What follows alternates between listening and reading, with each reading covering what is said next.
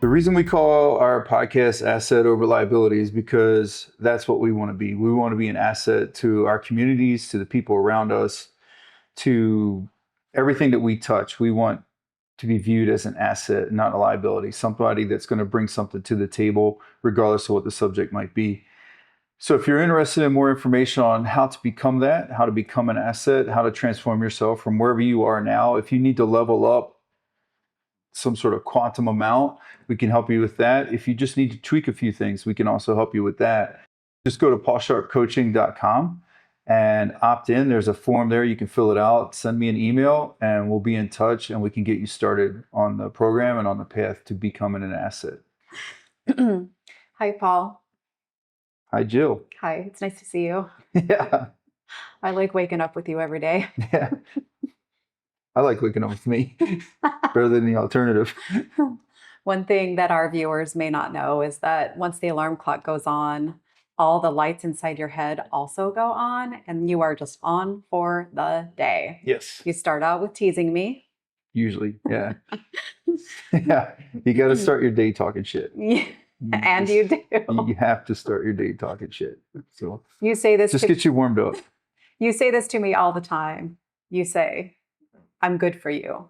And Yeah. I have to say, you are good for me. Yeah. You've really helped me get a little bit lighter, Right. a little less serious. So thank you for that. Yeah. It's been one of my breakthroughs. Yeah. So one of the things we were talking about recently, and this came out of an event that we had been through, is breakthroughs, and how creating a breakthrough in your own life or my own life allows us to help people create breakthroughs in theirs. Yeah. So can you tell me about a breakthrough that you had that was important for your personal growth? Oh yeah. Probably the most important one was just realizing that, in this situation, in this place where I'm at right now, just relationship wise, I'm slowly dying, and it's not getting better. There's no way to fix this. And trying to continue to work, trying to continue to fix something that's unfixable, it started to kill me after a while. It's starting to destroy me. Like, there's no way I'm going to be able to come out of this alive. And people around you will see that. People around me were seeing it. They're like, hey, literally one of them was like, man, I was waiting any day to get a phone call that was it. You couldn't do it. And you just, offed yourself, And so there was some legit concern around me during that time. But the thing is that you have to reach a point where you finally understand this is it.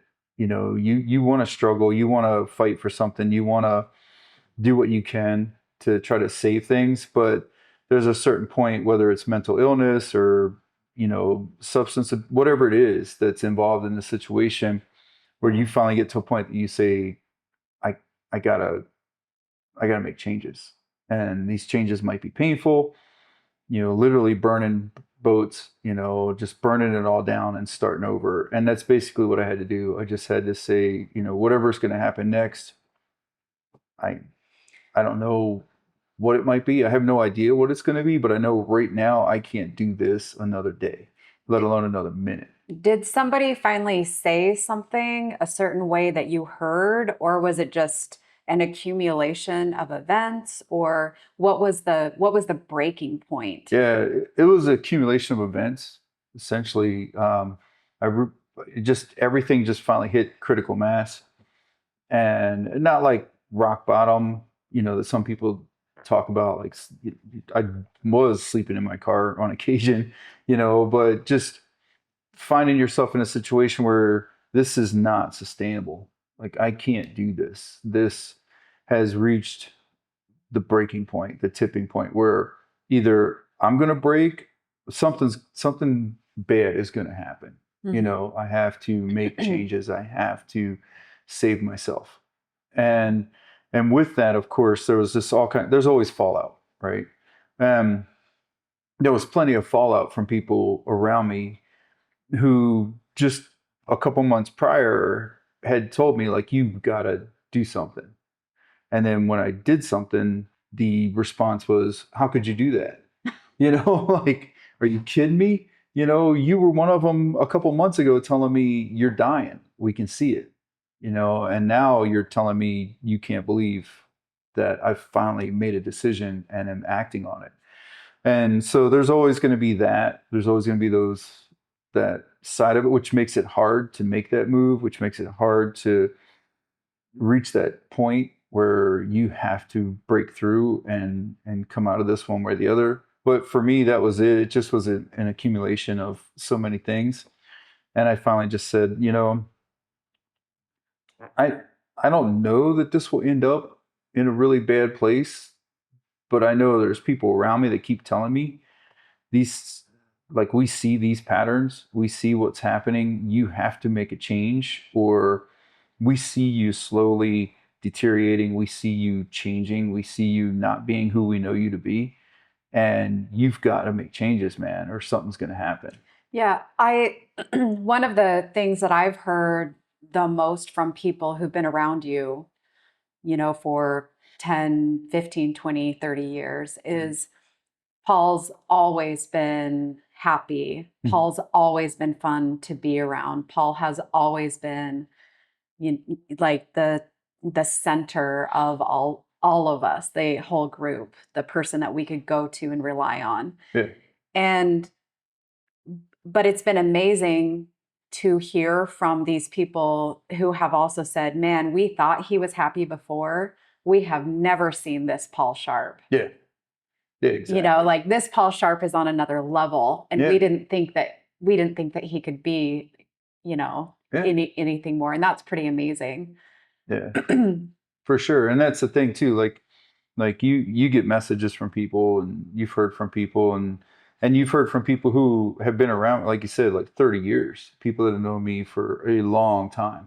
And they'll tell you, it's like, I was good, but I wasn't great. Right. Like I had figured out how to make it in a situation where I wasn't loved, wasn't appreciated, like maybe borderline despised for things I have no control over. Like, I can't help, I'm a dude, but but just, but you pick up on that, you're not welcome, when you're not wanted. And but just at the same time too, just being determined to just power through and, champion on, and just find a way to not get eaten alive by the negativity, but instead focus on positive things, and constantly working on myself and trying to be a good dad and all these things. And then eventually, you reach that point where you're like, man, like, somewhere in here, I gotta save myself. Somewhere in here, I've made too many decisions based on making sure everybody else is okay. I've made too many decisions based on making sure everybody's good.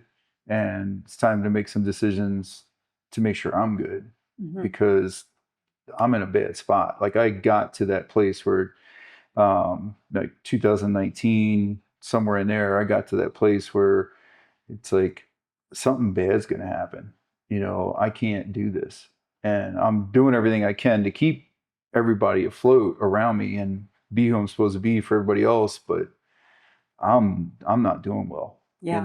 And thankfully, I didn't drink or, do drugs or anything like that. Thankfully, I never turned to those things, but I would turn to running, lifting weights, training, jiu-jitsu, doing all these things to just fill my day so that I didn't have to be anywhere else but in the middle of that stuff. Yeah. So thankfully I chose positive things, Yeah.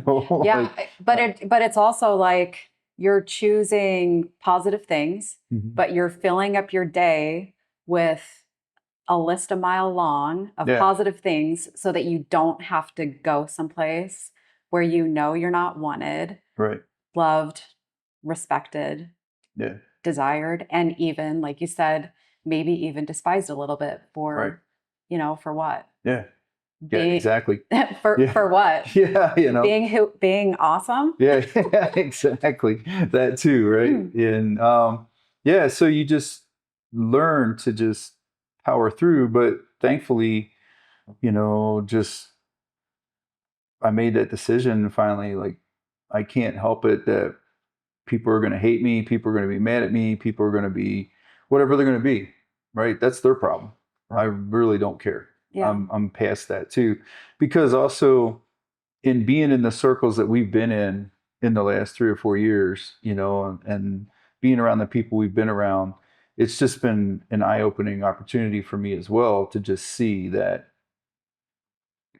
you can come along. Like, I'm not telling you can't come with me, but if you're going to intentionally try to drag me backwards, if every time I see a call, a text, I know what's going to be said. I know that you're just going to do your best to make me go back to that place where I just want to eat my gun.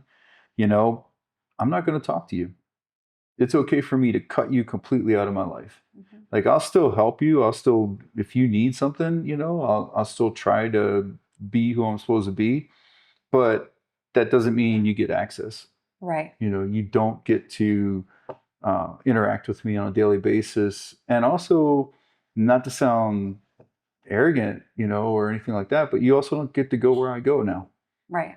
Like, I'm not taking you with me, because I'm not, it's one of those things where you, at a certain point, you feel like you're trying to climb up the outside of a skyscraper with all these people hanging off of you, Mm-hmm. and nobody's helping. Like, could you just grab a window ledge? Could you grab a hand? Could you do something to help me? Or do you want to just keep hanging on and dragging me back down, every single moment of every day? And so learning that too, that it's okay to realize, like, if you want to go with me, then go with me. But if you just want to keep dragging me back, then I have to leave you. I have to cut that relationship, regardless of what it might be, and fortunately, the people that are close to me, that are still close to me, it wasn't necessary. But there were some other people that were kind of peripheral close, that just, it was time, Yeah. And again, but it all came from that final breaking point that became a breakthrough, where it's like, I got to make changes, man. Yeah. I have got to. And then because of that, finding myself in different circles with different people, and then seeing how they operate and understanding how they think and how they interact with each other, and the benefit, which sounds self-serving, but the benefit of being in those circles with those people, where it's like, hey, let me introduce you to this guy, because he's going to help you get to the next level in this part, or let me introduce you to this guy over here, because he knows this, or hey, this guy could do this for you. Just being in those circles where there was so much mutual benefit, and there was nobody dragging you down or pulling you down, or doing something where you looked at the situation and you were like, again, really? Like, so you drank too much and you're making an idiot out of yourself, and because we're associated, we're friends, that's on me too, and just kind of realizing finally, like, it's okay to not be okay with that. Mm-hmm. It's okay to not continue to be around that, because the only reason I'm going to be associated with it is because I'm there, and so that was another piece of that whole breakthrough, where it was like, you can be around people who don't act like that. You can be in circles where that's not accepted. Right. Where oh, that's just how he is, or that's just how she is, and it's okay to not be in that circle, even though you might have been friends for 20 years. Right. But it's okay to be like, I don't want to do this anymore. Like, I don't want to be part of this anymore. I'm not there. Maybe you outgrew me, or maybe I outgrew you. I don't know. I'm not going to put that value on it. Sure. I just want to say, I'm not okay with that though. Right. and I'm not okay with me being associated with that by proxy, you know. So I'm gonna stay over here with these guys, Right. you know. Like I'm gonna keep moving in this circle where it's where I want to be, where I want to go, and and it's taking me away from who I don't want to be Yeah. and what I don't want to do. You know, it's kind of that list of, you know, I might not know exactly who I want to end up being or what the final product of me is, but I do know what I don't want. All right. So then I'm just going to avoid those behaviors. I'm going to avoid those things. You know, I don't want to be in a situation where I'm drunk and I say things I shouldn't say, or I do things I shouldn't do. I don't want to be in a situation where it's just negative. I just am constantly feeling beat down and reminded of mistakes I've made. Uh, I get it. I know mistakes have been made. I was there, dumbass. You know what I Right. mean? Like, Jesus, you don't think I wasn't there? Right. You know, you don't think I don't play through those things at times, Yeah. you know, multiple times a day? Yeah. You know, like, go fuck yourself, right? Like, I was there. I don't need you to remind me, or unless you would like me to remind you every couple days of Right. everything you screwed up, Right. you know. So it's like I don't want to. I would prefer to be around people who are like, hey man, those mistakes are what's going to help you help others. Yeah. Those mistakes are what's going to help you be better. You know, like those mistakes should be fuel, you know, not fuel to keep beating you down, but fuel to push you forward, to like, don't ever do that again. Like, don't screw up like that again. Don't make that mistake. Like, okay, let's look at what happened. All right, here's what led to that. Okay, don't do that again. Right. Now do you know, right? Okay, got it. You know what I mean? But it's like, you know, the other version of that is, yeah, you hit a pothole and ruined your car. You know, well, I guess you're just going to have to keep doing that. Every day you're going to run over the same pothole and keep ruining your car. Every time you get it fixed, you go back and run it over.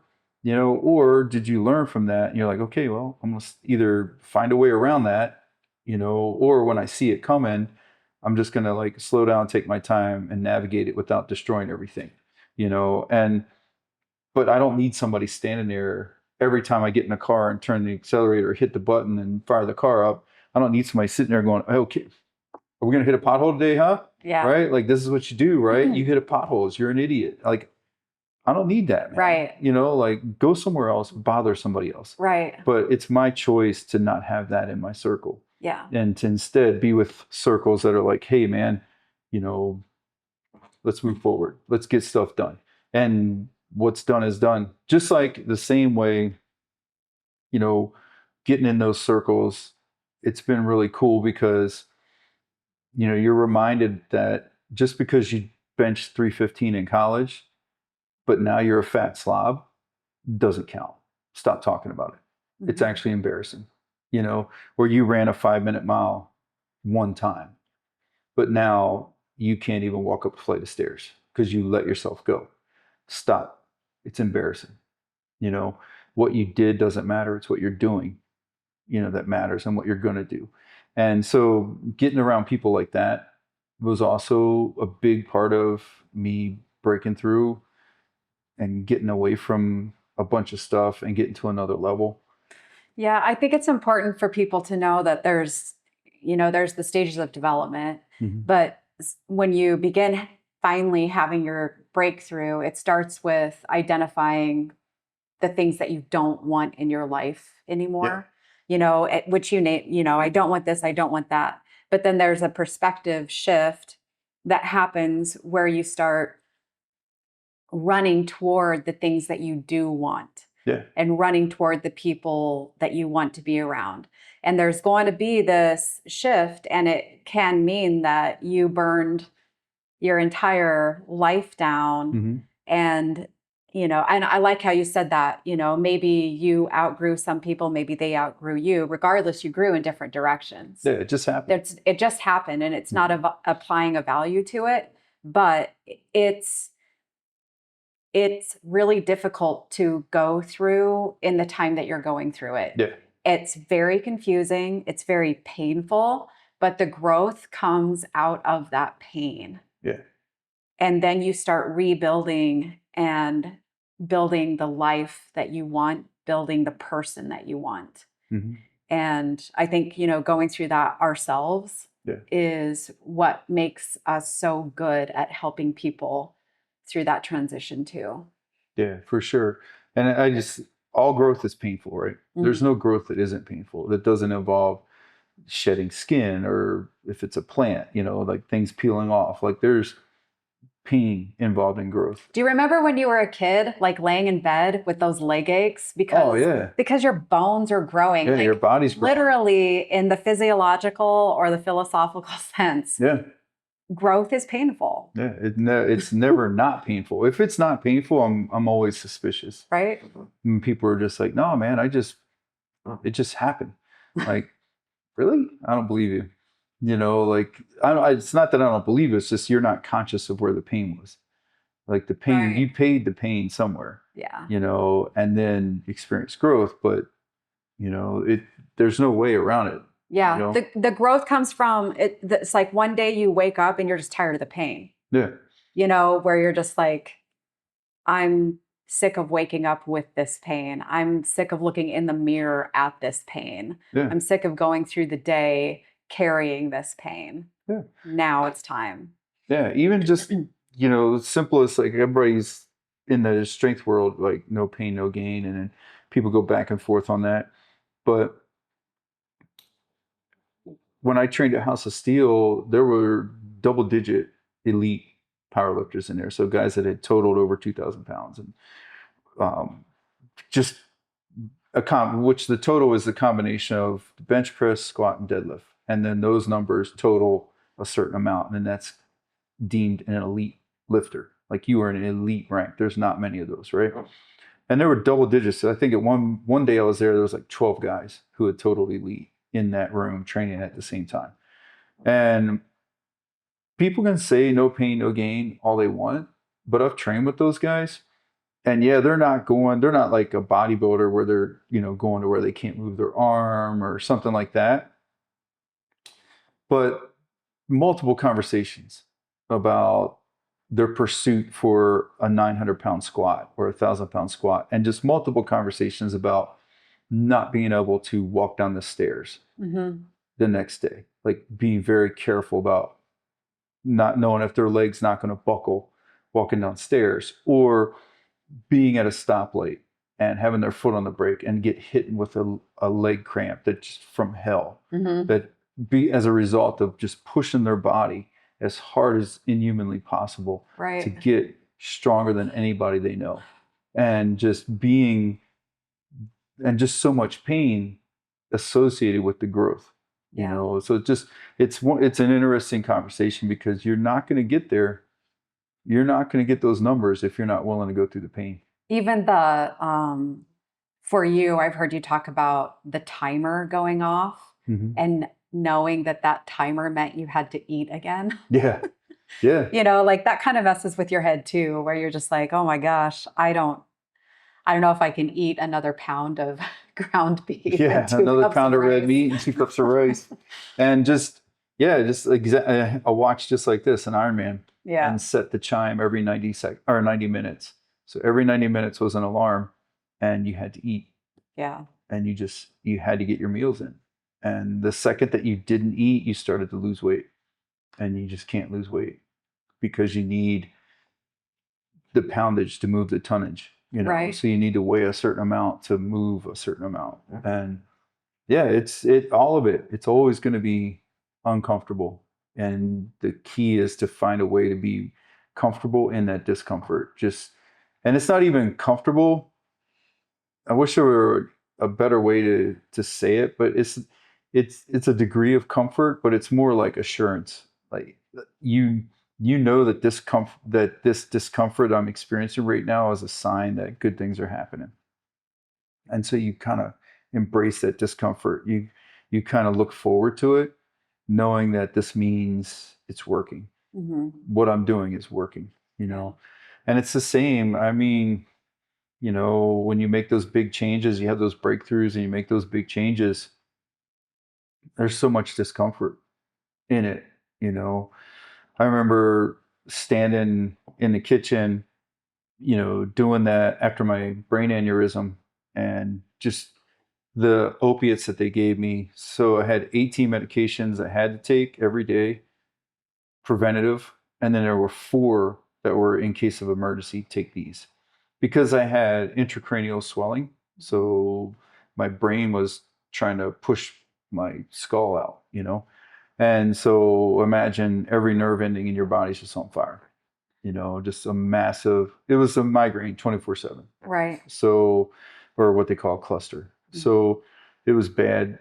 And with the medications, it was just basically a dull ache, but it wasn't, It never took it away. never took it away. You were always Just masked it, Mhm. right?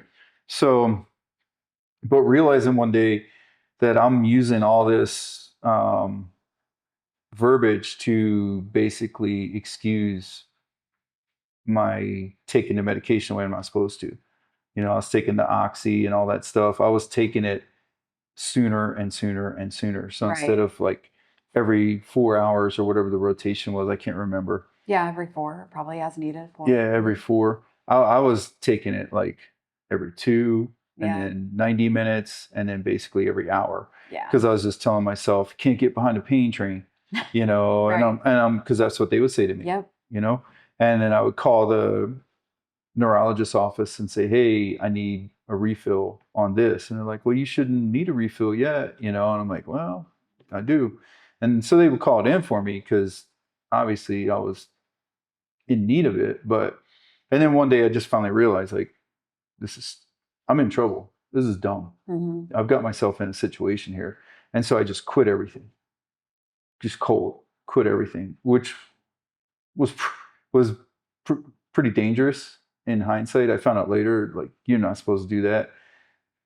We'll step you off Yeah. of it. And the way I found that was because like day 4 or 5 of just going cold turkey, I cut the propanolol, I think it's called. It's a blood pressure medication. I was taking, like most people take 25 mgs a day. I was taking 225 to keep my blood pressure really low so that my brain wouldn't, you know, blow up. And so in the process of doing that, so I quit all that stuff and my body just rebelled. Mm-hmm. And I remember calling the neurologist's office and saying, hey, can't come in today. I'm really sick. I've been super sick for about 5 days now. I can't even get off the floor. And they're like, oh, what happened? I go, well, I stopped taking everything. Mm-hmm. And then that led to a conversation about, you know, we um, have a process to step you off and all this other stuff. But even in that, like the breakthrough was realizing I had a problem. I needed to stop this. These opiates are evil. Like they've got me.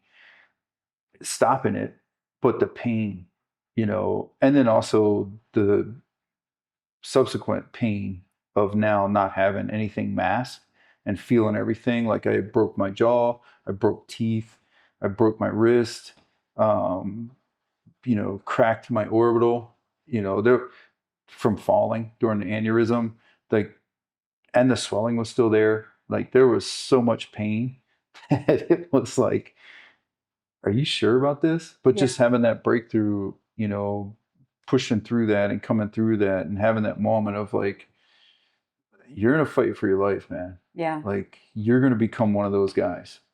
You're going to become one of those guys that's addicted to these pills. And we know where that goes. Right. So stop.